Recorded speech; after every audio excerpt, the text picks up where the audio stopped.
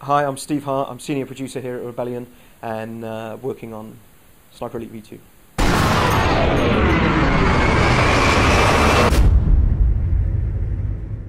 So Sniper Elite V2 is all about Carl Fairburn, an Allied sniper. You get dropped into Berlin at the very end of World War II when the Russians and the Germans are battling it out for that final Battle of Berlin. And really, you're asked as the player to weave your way through that battle, taking out or rescuing V2 brains from the Nazi V2 rocket program. So we discourage the player from running and gunning in this game. Really, you want to, as a sniper, you want to play to your strength. So it's about securing a vantage point and keeping a certain distance from your enemies. If you're up against Germans, they're going to be armed with MP40s, which is one of the most accurate weapons in World War II, and you don't want to be mowed down with that. So really, you want to be getting as high as you can and as far away from these guys before you go loud, before they know where you are. We've really worked hard to get a level of realism in there. So we look at the bullet ballistics. So we've got things like bullet drop, we've got windage to calculate. So all these things need to be taken into account to get the best place shot.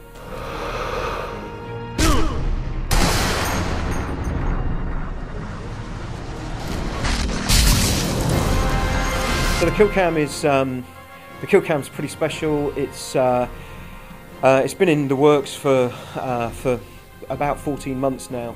And really, we've been trying to get what we wanted to do was really drill home to the player the results of their actions. Really, what we found during pre-production was this whole voyeuristicness that came with sniping. So looking down a scope at these targets, and you really wanted to, they're talking, mumbling about maybe loved ones or what they had for breakfast, and you kind of don't want that conversation to end. And then you're asked in the game to put a bullet through the head. So we kind of thought, well, wouldn't it be great if we could sort of burrow down into that? What would that do? That sort of player's choice, really, that we've given you. How does that affect us? And yeah, it's quite an unusual experience, really, but works really well. Like I said, it's been in development for a very long time, and just recently got trumped, unfortunately, by Mortal Kombat. But yeah, we're really happy with the results of it.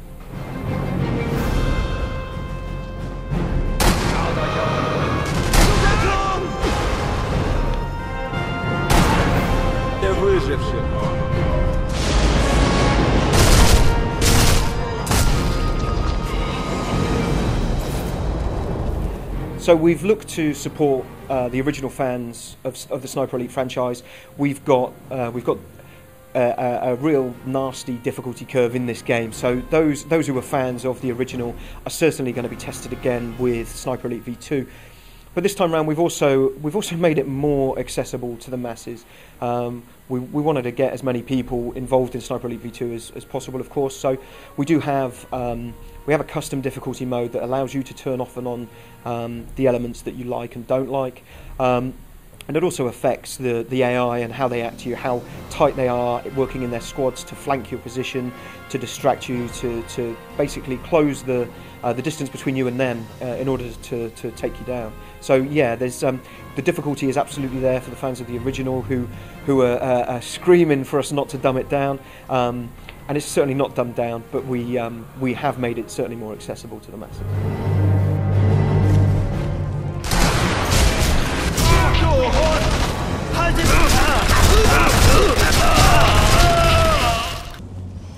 So I think when we were first tasked with making Sniper Elite V2, we had the opportunity to look at all types of conflicts, all the wars that the world has seen, and really what we kept coming back to was this same 2-week period, to be honest, in World War II, which was quite unique in that it's the end of World War II, so the last bullets really of World War II are being fired, and the first bullets of the Cold War are being fired. So you've got the shift of power from this Nazi regime that then gets quashed in the Battle of Berlin, that we're now placed in as the only ally, the only Allied sniper.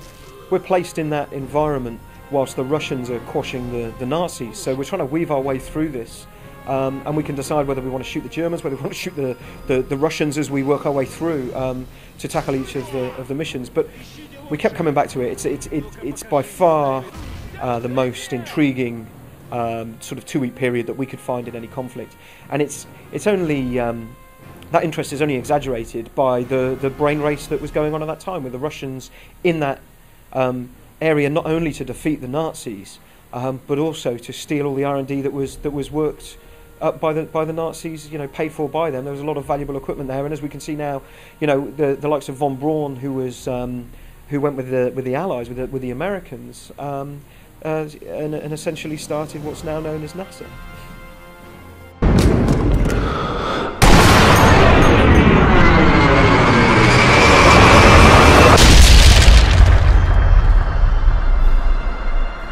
So Sniper Elite V2 is going to be available on PS3, 360 and PC from early May.